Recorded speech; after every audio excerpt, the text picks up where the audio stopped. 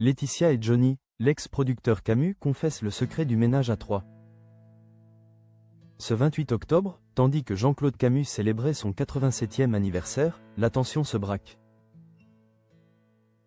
Sur cet octogénaire emblématique, retraité de l'industrie musicale, mais producteur historique et ami intime. De Johnny Hallyday, longtemps brouillé avec le rocker, Camus s'était heureusement réconcilié avec lui juste avant sa disparition brutale en 2017, une réconciliation rendue possible grâce à l'intervention essentielle de Laetitia Hallyday. Sur le plateau de chez Jordan en 2023, le père d'Isabelle Camus s'est livré avec une franchise désarmante sur Laetitia. La veuve qu'il affectionne profondément. Je suis très attaché à Laetitia. C'est elle qui m'a réconcilié avec Johnny. Et grâce à elle, j'étais redevenu très proche de Johnny. J'étais avec lui 48 heures avant qu'il s'en aille, a-t-il souligné, mesurant l'importance de son rôle. Malgré ses nouvelles romances, Laetitia Hallyday porte le poids indélébile de ses 20 ans passés aux côtés de l'icône nationale. Et c'est là que Jean-Claude Camus lève le voile sur l'impensable réalité de la vie amoureuse de la maman de Jade et Joy. Je pense que ce sera très compliqué qu'elle refasse sa vie parce qu'en fait, ça fait un ménage à trois. Parenthèse ouvrante, parenthèse fermante. Elle parle toujours de Johnny, toujours. Donc c'est difficile pour l'autre, a assuré l'ancien producteur. Cette confession fait écho aux propres mots de Laetitia. Un an plus tôt, dans les colonnes du Parisien. L'ancienne belle-mère de David Hallyday et Laura Smet avait reconnu former un couple à trois avec son ex-compagnon, le réalisateur Djalil Lesper. Ce dernier avait dû apprendre à composer avec le souvenir omniprésent de l'idole des jeunes. Malgré son deuil déchirant et ses batailles avec le fisc, Laetitia Hallyday s'est autorisée à vivre pleinement cette nouvelle romance avec Djalil.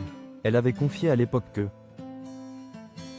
son ex-amant avait un courage immense, car il acceptait l'ombre de son défunt mari. Il a beaucoup de courage, car il accepte mon deuil et d'être parfois dans un couple à trois.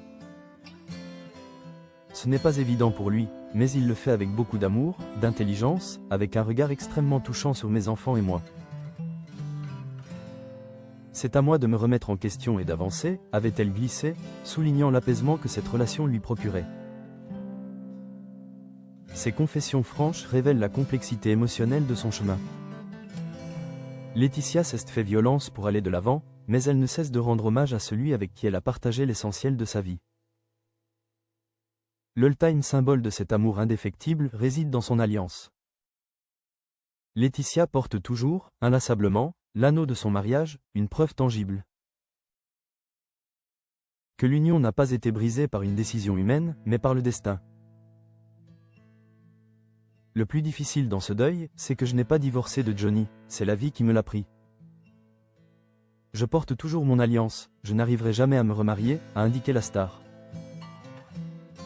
Toutefois, elle a finalement trouvé la paix, s'autorisant le droit au bonheur malgré la culpabilité initiale. Mais aujourd'hui, j'arrive à ne plus culpabiliser d'être amoureuse et heureuse, a-t-elle affirmé. C'est un long cheminement qui l'a menée loin de la période sombre où elle a eu envie d'en finir. Après le décès du père de ses filles à Marne-la-Coquette, quelques jours avant Noël. L'histoire de Laetitia est celle d'une femme qui a perdu son mari, mais qui n'a pas perdu son amour. Un amour si puissant qu'il continue de redéfinir les frontières de ses relations.